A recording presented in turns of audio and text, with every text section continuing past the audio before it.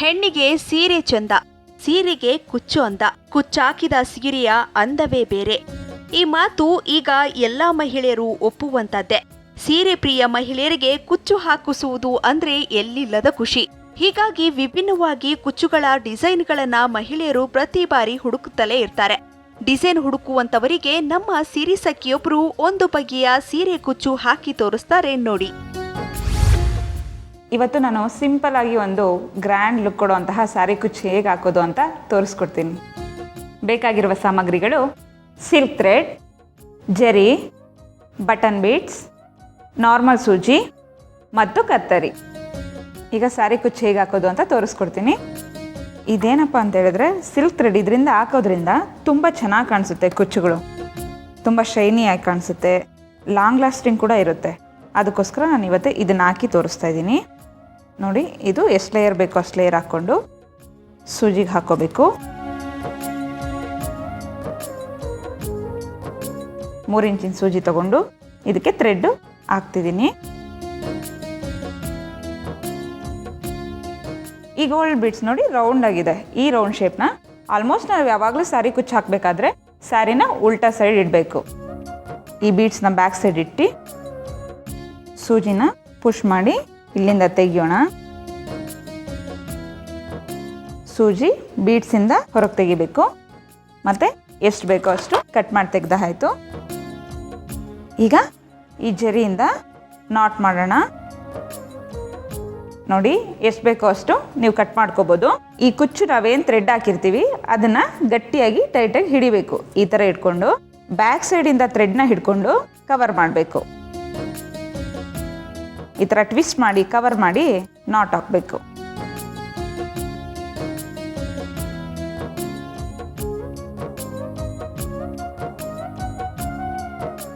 ನೋಡಿ ಮತ್ತೊಂದು ಸರಿ ತೋರಿಸ್ತಾ ಇದ್ದೀನಿ. ಈ ಸೂಜಿನ ಮೇಲ್ಭಾಗದಿಂದ ಕೆಳಭಾಗಕ್ಕೆ ತೊಗೊತೀವಿ.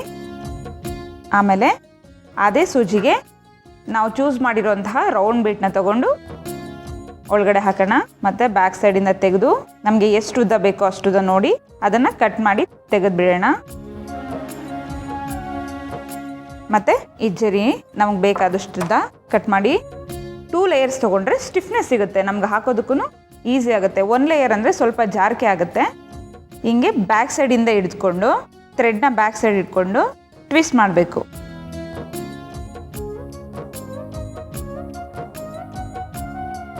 ಮೂರರಿಂದ 4 ನಾಟ್ನ ನಾವು ಹಾಕ್ಕೋತೀವಿ.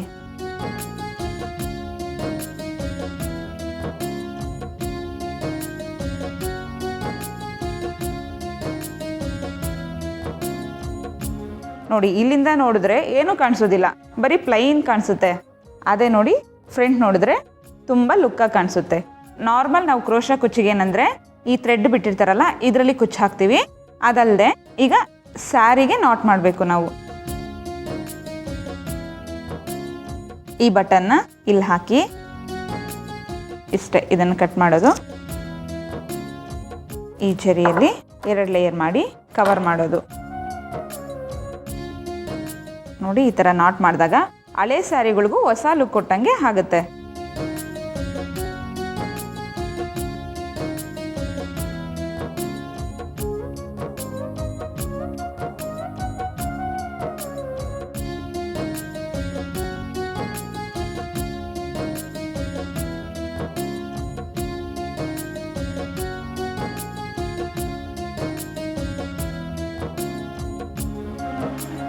ಆಮೇಲೆ ಎಲ್ಲದನ್ನು ಸ್ಟ್ರೈಟಾಗಿ ಕಟ್ ಮಾಡ್ಕೋಬೇಕು. ಒಂದೇ ಲೈನಲ್ಲಿ ಈ ಥರ ಸಿಲ್ಕ್ ಥ್ರೆಡ್ ಹಾಕಿದ್ರೆ ನೀಟಾಗಿ ಹರಡ್ಕೊಳುತ್ತೆ, ನೋಡೋಕ್ಕೂ ಕೂಡ ತುಂಬ ಸುಂದರವಾಗಿ ಕಾಣಿಸುತ್ತೆ. ಎಲ್ಲ ಕರೆಕ್ಟಾಗಿ ಕಟ್ ಮಾಡಿ ಆಯಿತು ನೋಡಿ. ಈಗ ಈ ಥರ ಕಾಣಿಸುತ್ತೆ ನಮ್ಮ ಕುಚ್ಚು. ನಾವು ಪ್ಲೇನ್ ಹಾಕಿದ್ವಿ ನೋಡಿ, ಪ್ಲೈನು ಈ ಥರ ಕಾಣಿಸುತ್ತೆ. ಹಳೆ ಕ್ರೋಶಗೆ ಮತ್ತು ನಾರ್ಮಲ್ ಕುಚ್ಚು ನಿಮಗೆ ಬೋರ್ ಆಗಿದ್ರೆ ಈ ಥರ ಡೆಕೋರೇಟಿವ್ ಆಗಿ ಮಾಡಿಕೊಂಡ್ರೆ ಇದು ಈ ಥರ ಲುಕ್ ಕೊಡುತ್ತೆ. ಇದೇ ಥರ ನಾನು ಇನ್ನೊಂದು ಸ್ಯಾರಿ ತಂದಿದ್ದೀನಿ, ಅದನ್ನು ನೋಡೋಣ.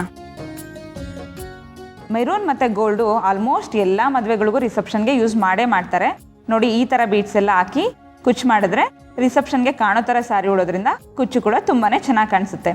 ನಾವು ಫುಲ್ ಹೆವಿ ಗ್ರ್ಯಾಂಡ್ ಸ್ಯಾರಿ ಇದ್ದರೆ ಅದಕ್ಕೆ ತುಂಬ ಹೆವಿ ಗ್ರ್ಯಾಂಡ್ ಕುಚ್ಚು ಹಾಕ್ಕೊಂಡ್ರೆ ಅಷ್ಟೊಂದು ಲುಕ್ ಕಾಣೋದಿಲ್ಲ. ಆದರೆ ಸಿಂಪಲ್ ಸ್ಯಾರಿಗೆ ಹೆವಿ ಗ್ರ್ಯಾಂಡ್ ಆಗಿ ಕುಚ್ಚು ಹಾಕೊಂಡ್ರೆ ತುಂಬಾ ಚೆನ್ನಾಗಿ ಕಾಣಿಸುತ್ತೆ. ಈ ಥರ ಕಾಂಟ್ರಾಸ್ಟ್ ಮಾಡಿಕೊಂಡ್ರೆ ನಾವು ಕುಚ್ಚುಗಳಲ್ಲಿ ತುಂಬ ಗ್ರ್ಯಾಂಡ್ ಲುಕ್ನ ಸ್ಯಾರಿಗೂ ಕೊಡ್ಬೋದು, ಹಾಗೆ ನಾವು ಉಟ್ಕೊಂಡಾಗ ನಮಗೂ ತುಂಬಾ ಚೆನ್ನಾಗಿ ಲುಕ್ ಕಾಣಿಸುತ್ತೆ. ಈ ಥರ ಸಿಂಪಲ್ ಟ್ರಿಕ್ಸ್ನ ನೀವು ಯೂಸ್ ಮಾಡಿ. ಸೀರೆಯ ಅಂದವನ್ನ ಇಮ್ಮಡಿಗೊಳಿಸುವ ಕುಚ್ಚುವನ್ನ ನೀವು ಇದೇ ರೀತಿ ಹಾಕಬಹುದು. ಸರಳವಾದ ಸೀರೆಯನ್ನ ಆಕರ್ಷಕವಾಗಿ ಕಾಣುವಂತೆ ಮಾಡಬಹುದು. ಅದಕ್ಕೊಂದಿಷ್ಟು ಆಸಕ್ತಿ ತೋರಿಸ್ಬೇಕು ಅಷ್ಟೇ. ಮನೆಯಲ್ಲೇ ನೀವು ನಾನಾ ಡಿಸೈನ್ ಕುಚ್ಚು ಹಾಕುವುದನ್ನ ಕಲಿತು ಮತ್ತೊಬ್ಬರಿಗೂ ಕಲಿಸಬಹುದು. ನೀವು ಒಂದ್ಬಾರಿ ಟ್ರೈ ಮಾಡಿ ನೋಡಿ.